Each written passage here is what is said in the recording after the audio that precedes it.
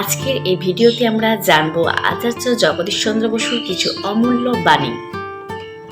যে যায় সে তো আর ফিরে না, তবে কি অনন্তকালের জন্য লুপ্ত হয়? মৃত্যুতেই কি জীবনের পরিসমাপ্তি? যে যায় সে কোথা যায়?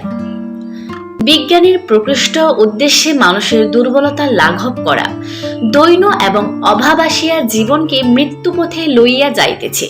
দেশের আর্থিক উন্নতি সাধক করিতে হইলে কৃষি এবং শিল্প উভয়েরই উন্নতি সাধন আবশ্যক। ইহা করিতে হইলে বিজ্ঞানের উপর নির্ভর করিতেই হইবে। মানুষ যখন তাহার কোনো জীবন ও আরাধনা কোনো মহৎ উদ্দেশ্যে নিবেদন করে, সেই উদ্দেশ্য কখনো বিফল হয় না, তখন অসম্ভবরাও সম্ভব হইয়া থাকে। রিক্ত হস্তে আসিয়াছিলাম, রিক্ত হস্তেই ফিরে যাইব। ইতিমধ্যে যদি কিছু সম্পাদিত হয়, তা দেবতার প্রসাদ বলিয়া মানিব। আত্মসম্মান বোধ সম্পন্ন প্রত্যেক দেশের মতো আমাদের কর্তব্য উচ্চশিক্ষার জন্য বিদেশির মুখাপেক্ষী না হওয়া।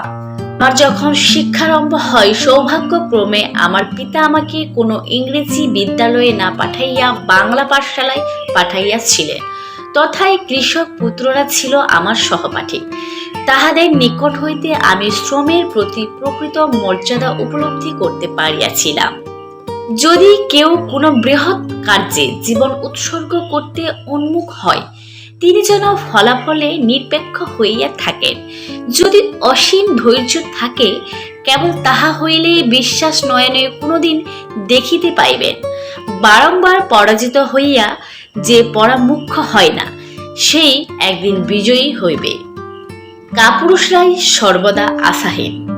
যারা দুঃখ শিকারে পরামুখ, তাহারা কোনোদিনও জাতির দুর্গতি দূর করিতে সমর্থ হইবে না।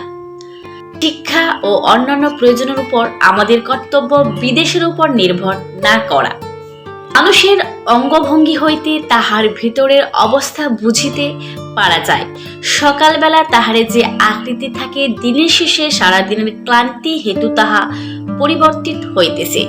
মুখে সে উৎফুল্ল, দুঃখে সে বিমর্ষ।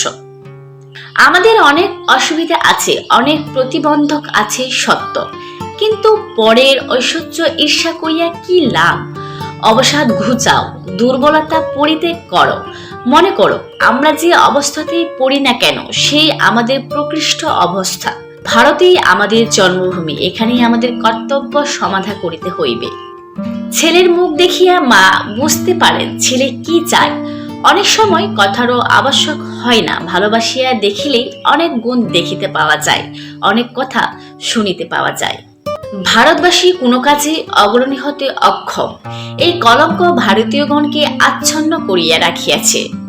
আমাদের মানুষ হইতে হইবে, দৃঢ় ও শক্তিশালী হইতে হইবে, ভয়ের অতীত হইতে হইবে, সহস্র প্রতিকূল অবস্থার বিরুদ্ধে সংগ্রাম করিতে হইবে। তবে এই দৈন্য দুর্দশা ঘুচিবে, জীবনের শক্তি মৃত্যুঞ্জয়ী হইবে। দুঃখ ও দুঃখের কারণ নিবারণে ক্ষত্র ধর্ম।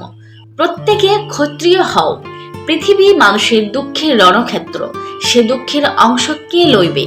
গুরুভার বহন করিবে, দুর্বল না সবল। পরের কর্তব্য কি, তাহা নিষ্পত্তি করিবার আমি কি করিতে পারি, ইহাই কেবল আমার ভাবনার বিষয়। কৃষিকার্যে সাফল্য লাভ করিতে হইলে উদ্ভিদের পরিবর্তনের ধারা অবগত হওয়া অবশ্য প্রয়োজনীয়। বৈষম্যের মধ্যে ভারতীয় চিন্তা প্রণালী একতার সন্ধানে ছুটিয়া জ্বর, উদ্ভিদ ও জীবের মধ্যে সেতু তৈরি করিয়াছে। আমাদের যুবকরা অনেক সময় অল্পই নিরাশ হইয়া পড়ে, সামান্য আঘাতেই নুইয়ে পড়ে, সহজেই সিদ্ধি লাভ করিতে চায়। কিন্তু জগতের যেসব মহৎ কার্য হইয়াছে, বৃহৎ আবিষ্কার হইয়াছে, তাহার মূলে কত ত্যাগ, কত সাধনা, কত সুদীর্ঘকাল অধ্যবসায়, কত চিন্তা নিহিত রইয়াছে। ভারতবর্ষের যদি কোনো স্থায়ী কল্যাণ করিতে হয়, তাহা হইল ভারতবর্ষের সভ্যতার মধ্যে যাহা নিজস্ব, তাহা জাগ্রত করিতে হইবে। শিক্ষা ও অন্যান্য প্রয়োজনের জন্য আমাদের কর্তব্য বিদেশের উপর নির্ভর না করা। বিজ্ঞান প্রাচ্যেরও নয়, পাশ্চাত্য এরও নয়, ইহা বিশ্বজননী। বিজ্ঞানের অনুশীলন সম্পূর্ণ পাশ্চাত্য, ভারতীয় সভ্যতার সহিত তাহার সামঞ্জস্য নেই।